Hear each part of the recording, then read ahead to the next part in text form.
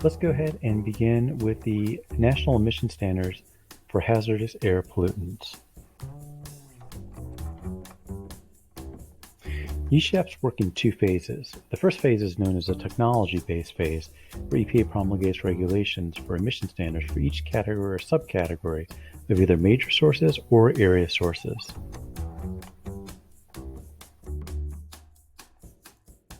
Phase 1 requires application of a standard known as Maximum Achievable Control Technology.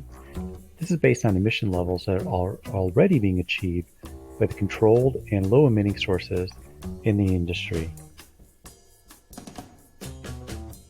In Phase 2, NESHAPS requires a move to a more risk-based standard. This is where EPA determines whether a more health protective standard, something more stringent, might be necessary.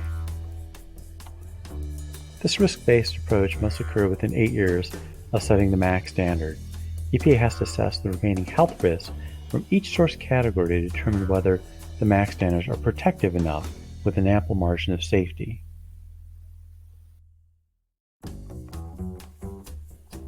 Every 8 years after setting the MAC standards, EPA then reviews and revises the standards if necessary to account for improvements in air pollution controls and or prevention.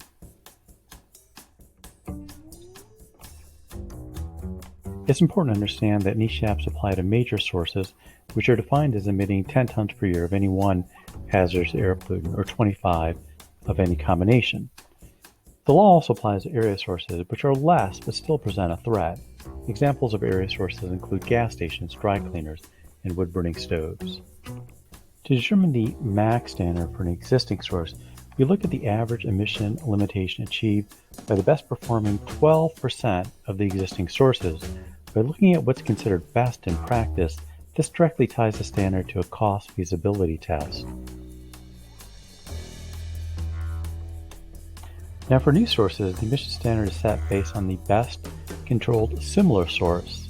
This is considered the best of the best. So EPA determines the most stringent type of technology used in practice today and says this technology must be used.